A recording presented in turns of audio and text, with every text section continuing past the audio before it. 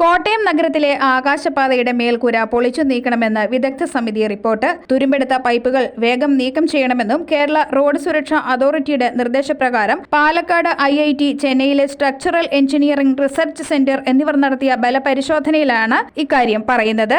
അടിസ്ഥാന തൂണുകൾ ഒഴികെ മേൽക്കൂര മുഴുവൻ നീക്കണമെന്നാണ് റിപ്പോർട്ടിൽ പറയുന്നത്. ഇതേസമയം ആദ്യഘട്ട നിർമ്മാണം നടത്തിയ കിറ്റ്കോയെ ഒഴിവാക്കി പകരം ഊരാളുങ്കൽ സൊസൈറ്റിയെ പണികൾ ഏൽപ്പിക്കാനുള്ള സർക്കാരിന്റെ നീക്കം നടക്കാതെ വന്നതോടെ പരിശോധനയിലൂടെ ആകാശപാതയ്ക്ക് തടയിട്ടതാണെന്ന് ആരോപണമുണ്ട്. അതേസമയം ആകാശപാതയെ കൊല്ലാൻ കാരണം കണ്ടെത്തിയതാണെന്ന് തിരുവഞ്ചൂർ രാധാകൃഷ്ണൻ പ്രതികരിച്ചു. ഹൈക്കോടതിയുടെ പരിഗണനയിലിരിക്കെ മന്ത്രിയെ കൊണ്ട് പദ്ധതിക്കെതിരായി സംസാരിപ്പിച്ച സർക്കാരാണ് ഭരണത്തിലിരിക്കുന്നതെന്നും തിരുവഞ്ചൂർ രാധാകൃഷ്ണൻ പറഞ്ഞു. എനിക്ക് ഗവൺമെന്റിൽ നിന്ന് 7-8 കത്തുകൾ വന്നിട്ടുണ്ട്. ഒരിക്കൽ പോലും സ്ട്രക്ചറൽ ഡിഫക്റ്റിനെ കുറിച്ച് അവർ പറഞ്ഞിട്ടില്ല. ഈ പറയുന്ന അന്വേഷണ റിപ്പോർട്ട് ഉണ്ടെങ്കിൽ ആ റിപ്പോർട്ട് കോടതിയിൽ കൊടുക്കേണ്ടിയിരുന്നില്ലേ? അന്ന് ആദ്യത്തെ അത് പറയേണ്ടതല്ലേ? അത് പറഞ്ഞില്ലല്ലോ. കോടതി 7 പ്രാവശ്യം ആവർത്തിച്ചപ്പോഴെങ്കിലും ഇതിനെക്കുറിച്ച് പറയണ്ടേ? അതൊന്നും പറഞ്ഞില്ല. അവസാനം ഇത് നടത്താതിരിക്കുന്നതിന് വേണ്ടിയുള്ള നടപടിയാണ്. ഇനിയിപ്പോൾ അവർ പറഞ്ഞിരിക്കുന്നത് തുരുമ്പ് പിടിച്ചു എന്നാണ്. 9 വർഷക്കാലം മഴയും വെയിലും കൊണ്ട് ഒരു സ്ട്രക്ചർ നിന്നാൽ ആ സ്ട്രക്ചറിൽ തുരുമ്പ് വരുമെന്നുള്ളത് അറിയാത്ത ഏതെങ്കിലും പൊട്ടം കുട്ടിയുണ്ടോ? ചിലപ്പോൾ വന്നൊന്നിരിക്കാം. അതിന് വേറെ മാർഗ്ഗമില്ലേ?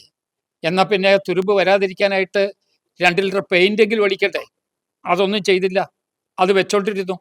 ബോധപൂർവമായിട്ട് ഇത് തകർക്കാൻ വേണ്ടി തന്നെ കാവൽക്കാരായി നിന്ന ആളുകളുണ്ട്. അവര് ഈ ഗവൺമെന്റിന്റെ പിന്തുണക്കാരായി പുറകിൽ നിന്ന് കൈയടിച്ചുകൊണ്ടേയിരിക്കുകയാണ്.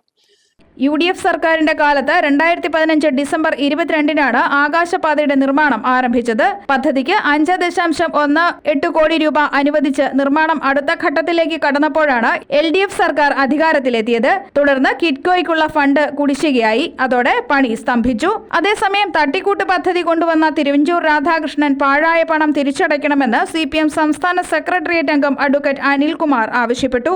ഇവിടെ അദ്ദേഹം നടത്തിയത് വികസനമായിരുന്നില്ല. വികസനം എന്താണെന്ന് കാണണമെങ്കിൽ അദ്ദേഹം തൃശ്ശൂരേക്ക് വരിക. യാത്ര ചെലവ് മുടക്കാൻ ഞങ്ങൾ തയ്യാറാണ്. ഇല്ലെങ്കിൽ ശബരിമലയിൽ റോപ്പ് വേ ഉണ്ടാക്കുന്നുണ്ട്.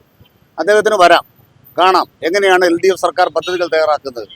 1 ഇഞ്ച് സ്ഥലം ഏറ്റെടുക്കാതെ, എവിടെ ഒരു ലിഫ്റ്റ് സ്ഥാപിക്കുമെന്ന് വ്യക്തമാക്കാതെ, ജനങ്ങളെ കബളിപ്പിക്കാൻ തട്ടിക്കൂട് പദ്ധതി ഉണ്ടാക്കി ഇതിനായി മുടക്കിയ മുഴുവൻ പണവും ഈ MLA വീട്ടിൽ നിന്ന് തിരിച്ചടയ്ക്കണം. ഇത് ജനങ്ങൾക്കെതിരായ വെല്ലുവിളിയാണ്. പണം അഴിമതിയാണ്, ധൂർത്താണ്.